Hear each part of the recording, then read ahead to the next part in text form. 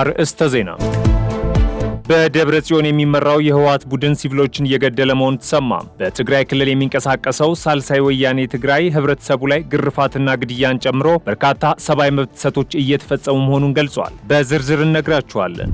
ለልብ ቀዶ ጥገና የሚውሉ የህክምና ቁሳቁስ ማግኘት ፈተና መሆኑ ተሰማ። የኢትዮጵያ የልብ ህሙማን ህጻናት መርጃ ማዕከል ለህክምና አገልግሎት የሚያስፈልጉ ቁሳቁሶችን ለማስመጣት እስከ 1 ዓመት ጊዜ እየወሰደ እንደሚገኝ ገልጿል። ማዕከሉ በውጭ ሀገር ያሉ ለጋሾች ለማዕከሉ የገንዘብ ድጋፍ ከሚያደርጉ ቁሳቁስ ገዝተው እንዲልኩም ጥሪ አቅርበዋል። በቆይታችን እንመለከተዋለን። ለሰዎች የሚሰጠው የእብድ ውሻ በሽታ መድኃኒት እጥረት እንዳለ ተነገረም። መድኃኒቱ በበሽታው በተጠቃ እንስሳ ለተነከሱ ሰዎች ድህረ መከላከል የሚሰጥ ክትባት መሆኑ ተነግሯል። ሌላኛው ጉዳያችን ነው። በኢትዮጵያ ድንበር አቅራቢያ የሱዳን አየር ኃይል ባደረሰው ጥቃት 21 ሰዎች መገደላቸው ታወቀ። ጥቃቱ የተፈጸመው በደቡብ ሱዳን የላይኛው የናይል ግዛት ናሲር አካባቢ እንደሆነና ሟቾችም በቦታው ይኖሩ የነበሩ ናቸው ተብለዋል። ዝርዝሩን ይዘንበታል። እስራኤል 3 የሐማስ አመራሮችን ገድያለሁ አለች። እስራኤል በጋዛ የአየር ጥቃት በመፈጸም ከአመራሮቹ ባሻገር ከ300 በላይ ሰዎችን ስትገድል፣ ሐማስ በበኩሉ ጥቃቱ እስራኤል የተኩስ አቁምን ለማፍረሷ ማሳያ ነው ብሏል። የተገደሉት የሐማስ አመራሮች ከነ ቤተሰባቸው መሆኑም እየተገለጸ ይገኛል። እነግራችኋለን።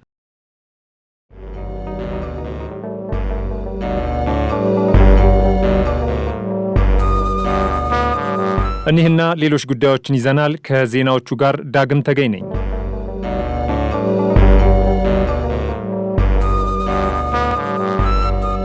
በዶክተር ደብረጽዮን ገብረ ሚካኤል የሚመራው የህወሓት ቡድን በሲቪሎች ላይ ግድያና ግርፋትን ጨምሮ የተለያዩ የሰብአዊ መብት ጥሰቶችን እያደረሰ ይገኛል ሲል ሳልሳይ ወያኔ ትግራይ ወቀሰ። ፓርቲው ይህን ያስታወቀው ትላንት መጋቢት 8 ቀን 2017 ዓ.ም በማህበራዊ ትስስር ገጹ ላይ ባሰፈረው መግለጫ ነው። በአዲ ጉዶምና መሆኒ ከተሞች ላይ ከተፈጸሙ ግድያዎች በተጨማሪም ነዋሪዎች ላይ የሰብአዊ መብት ጥሰቶች እየተፈጸመባቸው ነው ብለዋል። ለዚህም ማስረጃዎች እንዳሉት ፓርቲው አስታውቋል። ዓለም አቀፍ የሰብአዊ መብት ተሟጋች ድርጅቶች በሰብአዊ መብት ጥሰቶች ላይ ጥልቅና ገለልተኛ ምርመራ እንዲያደርጉና ለዓለም አቀፉ ህብረተሰብ እንዲያሳውቁ ፓርቲው ጥሪ አድርጓል። ላለፉት ጥቂት ወራት በህወሓት አመራሮች መካከል የነበረው ውጥረት ከቃላት መወራወር አልፎ በመሳሪያ ወደ ታገዘ ሁኔታ የአስተዳደር ተቋማትን መቆጣጠር ደረጃ ላይ መድረሱ እየተነገረ ይገኛል።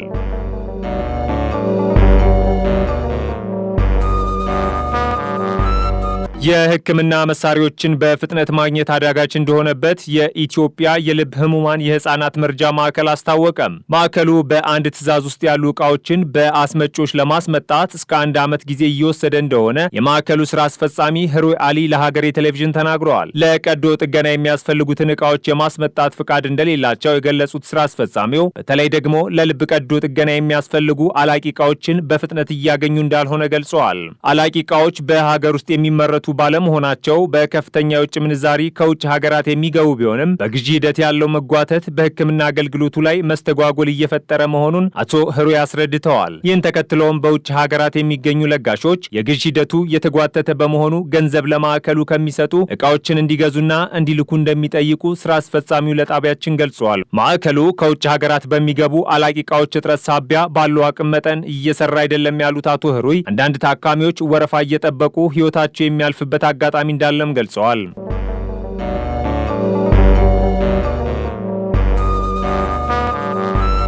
ለሰዎች የሚሰጠው የእብድ ውሻ በሽታ መድኃኒት እጥረት እንዳለ የአማራ ክልል ህብረተሰብ ጤና ኢንስቲትዩት አስታወቀ።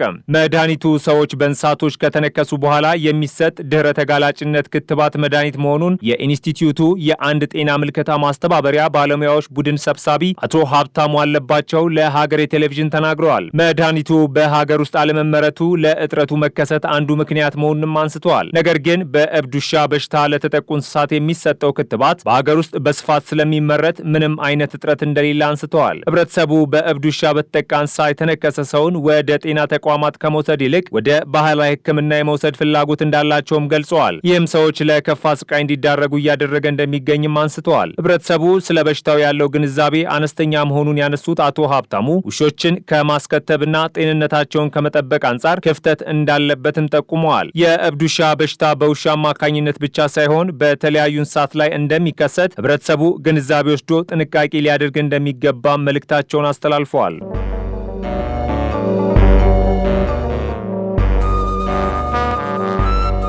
በህዝብና በጭነት አገልግሎት የተሰማሩ አሽከርካሪዎችን ብቃት ለመለካት የሚያስችል ሰነድ እየተዘጋጀ መሆኑን የትራንስፖርትና ሎጂስቲክስ ሚኒስቴር አስታወቀም። ሚኒስቴር መስሪያ ቤቱ ከስራና ክህሎት ሚኒስቴር እንዲሁም ከሌሎች ተቋማት ጋር በመተባበር የአሽከርካሪዎችን ብቃት ለመመዘን ዝግጅት እየተከናወነ መሆኑን ገልጿል። የትራንስፖርትና ሎጂስቲክስ ሚኒስቴር ዴኤታ አቶ በሪዮ ሐሰን የብቃት ምዘናው በየደረጃው ተከፋፍሎ የሚሰጥ መሆኑ የተገለጸ ሲሆን በመጀመሪያ ዙር አገር አቋራጭ አውቶቡሶችንና ድንበር ተሻጋሪ አሽከርካሪዎችን ብቃት ለመለካት የሚያስችል ዝግጅት ተጠናቋልም ብለዋል። አሽከርካሪዎች ባሉበት ሆነው ለብቃት ምዘናው እንዴት መመዝገብና ስልጠና መውሰድ እንዲችሉ ለማስቻል ከኤስዲኤስ ከተሰኘ ተቋም ጋር ንግግር ማድረጋቸውንም ጨምረው ገልጸዋል። ምዘናው የትራፊክ አደጋን ለመከላከል እንዲሁም በሰውና በንብረት ላይ የሚደርሰውን ውድመት ለመከላከል ያለመ ስለመሆኑ ሚኒስቴር መስሪያ ቤቱ በማህበራዊ ትስስር ገጹ ላይ አስፍሯል።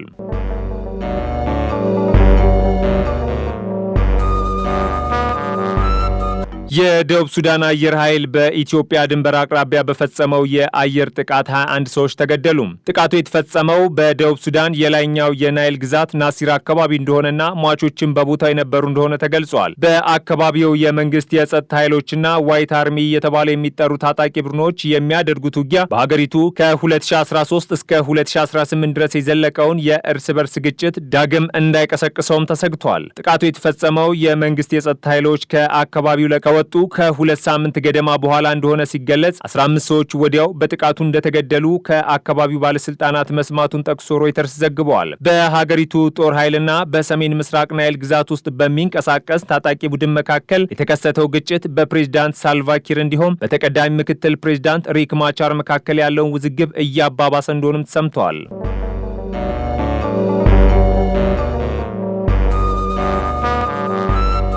የትራምፕ አስተዳደር የአሜሪካን ዓለም አቀፍ የልማት ተራድኦ ድርጅት በማገዱ ምክንያት የ8 ሀገራትን የኤችአይቪ ሕክምና አቅርቦት አደጋ ላይ መጣሉን የዓለም ጤና ድርጅት አስታወቀም። የዓለም ጤና ድርጅት ሄይቲ፣ ኬንያ፣ ሌሴቶ፣ ደቡብ ሱዳን፣ ቡርኪና ፋሶ፣ ማሊ፣ ናይጄሪያና ዩክሬን የኤችአይቪ ሕክምና አቅርቦት በሚቀጥሉት ወራት አደጋ ላይ እንደሚወድቅም ስጋቱን ገልጿል። የዓለም ጤና ድርጅት ዋና ዳይሬክተር ቴዎድሮስ አድሃኖም በሰጡት መግለጫ እንደተናገሩት የዩኤስኤአይዲ መታገድ በኤችአይቪ ፕሮግራሞች የተሰራውን የ20 ዓመታት ልፋት ሊቀለብስ እንደሚችልም ተናግረዋል። በዚህም ከ10 ሚሊዮን በላይ ተጨማሪ የኤችአይቪ ተጠቂዎች እንደሚኖሩና ከ3 ሚሊዮን በላይ ሰዎች በኤችአይቪ ምክንያት ለሞት ሊዳረጉ እንደሚችሉ አቶ ቴዎድሮስ አክለዋል። ከዛ በተጨማሪ ገዳው ኤችአይቪን፣ ፖሊዮን፣ ወባንና ሳምባ ነቀርሳን ለመግታት የተደረጉ ጥረቶችን ሁሉ አደጋ ላይ እንደሚጥል ዋና ዳይሬክተሩ ገልጸዋል። በዩኤስኤአይዲ እና በሌሎች ኤጀንሲዎች የሚደረጉ የገንዘብ ድጎማዎች መቅረታቸው ያላቸውን ተጽዕኖ እያየን ያሉት ዋና ዳይሬክተሩ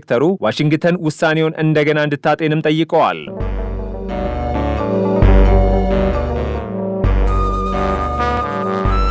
እስራኤል ከተኩስ አቁም ስምምነት በኋላ ዳግም በጀመረችው የጋዛ ድብደባ የሐማስ ፖለቲካ ቢሮ አባል የሆነውን ኡባይዳህ አልጃማሲን፣ የጋዛ ውስጣዊ መሪ ሜጀር ጀነራል መሐሙድ አቡ አጥፋህንና ሌላኛው የታጣቂ ቡድኑ የፖለቲካ ቢሮ አባል ኢሳም አልዳሊስን መግደሏን አርቲ ዘግበዋል። የእስራኤልና የፍልስጤም ሚዲያዎች እንደዘገቡት እነዚህ የሐማስ አመራሮች የተገደሉት ከነቤተሰባቸው መሆኑም ታውቋል። ከዚህ ቀደም በጋዛ በነበረው ጦርነት በርካታ አመራሮችን በእስራኤል ጥቃቶች የተነጠቀው ሐማስ ተጨማሪ አመራሮች ዛሬም ተነጥቋል። እስራኤልና ሐማስ የተኩስ አቁም ካደረጉና ለሁለቱ ወራት ለሚጠጋ ጊዜ አንጻራዊ ሰላም አግኝታ የነበረችው ጋዛ ዳግም በእስራኤል የጦር አውሮፕላኖች መደብደቧን ቀጥላለች ተብሏል። ዛሬ ሌሊት እስራኤል በፈጸመችው በዚህ ጥቃት ከአመራሮቹ በተጨማሪ እስከ 300 የሚደርሱ ፍልስጤማውያን መገደላቸውን አልጀዚራ ዘግበዋል። እስራኤል የጋዛውን ድብደባ ከመፈጸሟ በፊት ለአሜሪካ አማክራ እንደነበር በዋይት ሃውስ ቃል አቀባይ ሌቪት በኩል አረጋግጣለች። በእስራኤል ተገድለዋል ስለተባሉት አመራሮች ታጣቂ ቡድኑ ሐማስ የዜና እስከተጠናከረበት ጊዜ ድረስ ማረጋገጫም ሆነ ማስተባበያ አልሰጠም።